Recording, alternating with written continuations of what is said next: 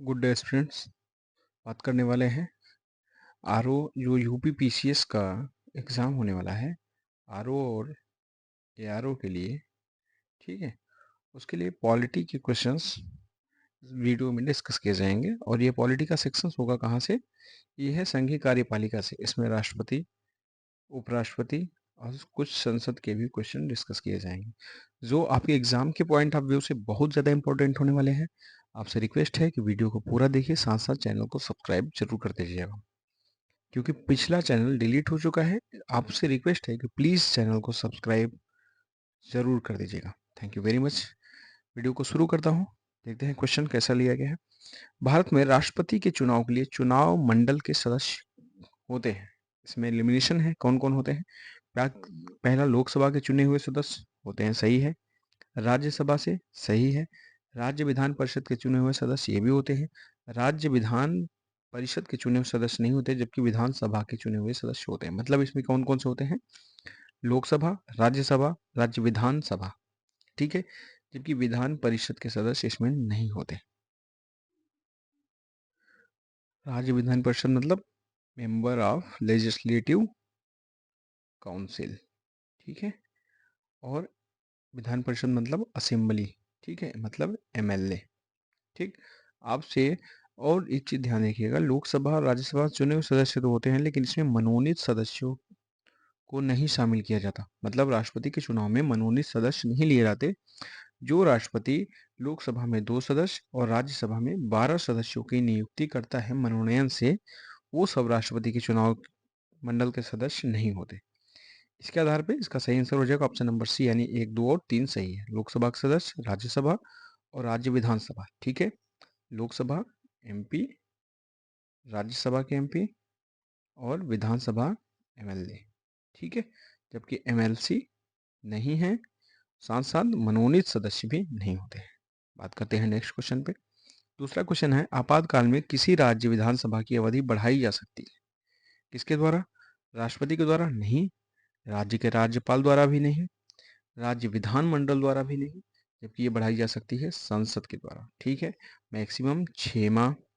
ठीक है, फिर राष्ट्रपति की अनुमति के बाद, अगर आपातकाल लगा ही है तो राष्ट्रपति की अनुमति के बाद 6 माह तक और बढ़ाई जा सकती है। ठीक है, क्वेश्चन नंबर तीसरा है, निम्नलिखित में किसकी नियुक्ति भारत के राष्ट्रपति द्वारा की जाती है? वित्त आयोग के अध्यक्ष, योजना आयोग के उपाध्यक्ष, संघ राज्य क्षेत्र के मुख्यमंत्री। इसका सही आंसर हो जाएगा वित्त आयोग के अध्यक्ष द्वारा। और संघ राज्य क्षेत्र का जो मुख्यमंत्री होता है, इसकी नियुक्ति राष्ट्रपति के द्वारा की जाती है। मतलब वित्त आयोग के अध्यक्ष और संघ राज्य क्षेत्र के मुख्यमंत्री। योजना आयोग के उपाध्यक्ष की नियुक्ति राष्ट्रपति के द्वारा नहीं की जाती। इसका सही आंसर हो जाएगा ऑप्शन नंबर सी, यानी 1 और 3। ठीक, वित्त आयोग भारत के संविधान में किसमें है? 280 आर्टिकल में है। योजना आयोग की बात कहाँ हुई? 1950 में गठन होने वाला था, 1952 से ये कार्य कर रहा है। आप लोग जैसे जानते होंगे, एक वर्ड है राष्ट्रीय विकास परिषद। ठीक है, इसका गठन हुआ था, इसके अनुरूप ही योजना आयोग भारत में कार्य कर रहा है। ठीक है, नेक्स्ट क्वेश्चन है, भारत के राष्ट्रपति को यह अधिकार प्राप्त नहीं है। मतलब उसमें अधिकार की बात की जा रही है। पहला, क्षमादान, इसका अधिकार है। सर्वोच्च न्यायालय के न्यायाधीश को हटाने का अधिकार नहीं दिया गया है, जबकि यह अधिकार किसके है? किसके पास है? संसद के पास। ठीक है, और सर्वोच्च न्यायालय ही नहीं, भारत के जितने भी न्यायालय हैं, मतलब उच्च न्यायालय और सर्वोच्च न्यायालय की बात की जाए तो उनके जो न्यायाधीश हैं, हटाने का प्रावधान संसद के पास है और सेम प्रक्रिया से इनको हटाया जाता है। ठीक है, जबकि ये अधिकार राष्ट्रपति को नहीं प्राप्त है, बल्कि इनकी नियुक्ति करने का अधिकार राष्ट्रपति को है, लेकिन हटाए जाने का अधिकार नहीं है। हटाने का सिर्फ एक प्रावधान है, वो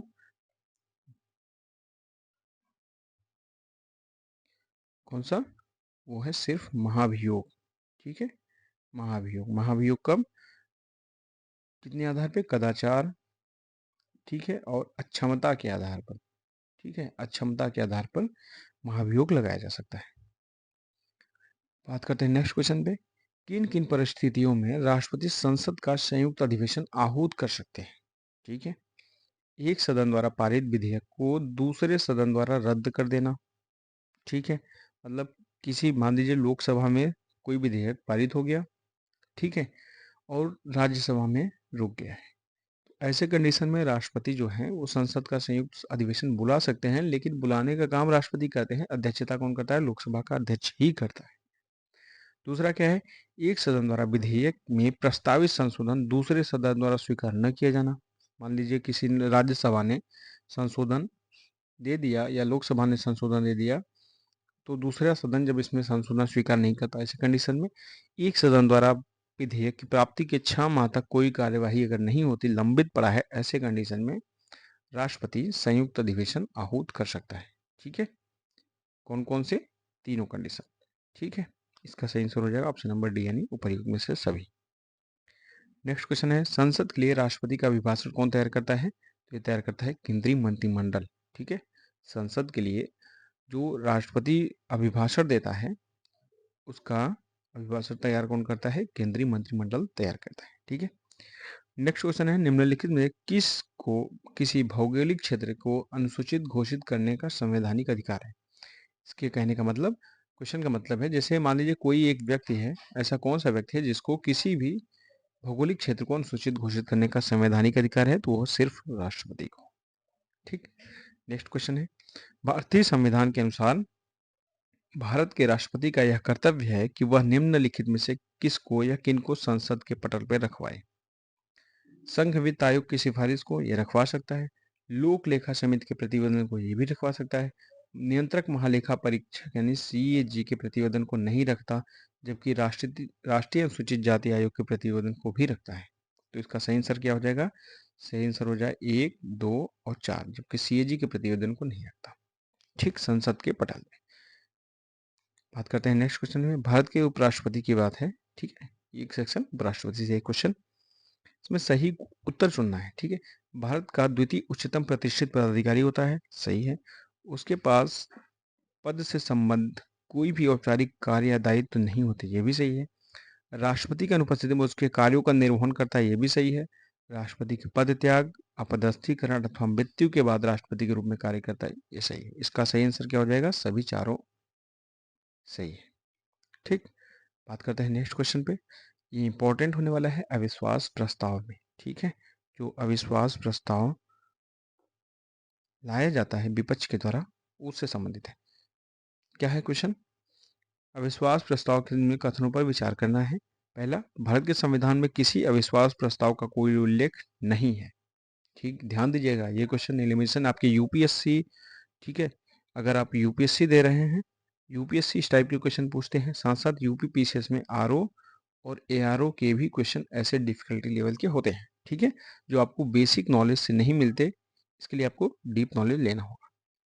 तो कोई उल्लेख नहीं है, ये भी सही है। विश्वास प्रस्ताव केवल लोकसभा में ही पूरा स्थापित किया जाता है, ये भी सही है। तो कौन से सही है? इसका दोनों सही है। ठीक है, इसी के साथ वीडियो समाप्त होता है। आपसे रिक्वेस्ट है कि चैनल को सब्सक्राइब करके वीडियो को लाइक जरूर कर दीजिएगा। Thank you very much, good day.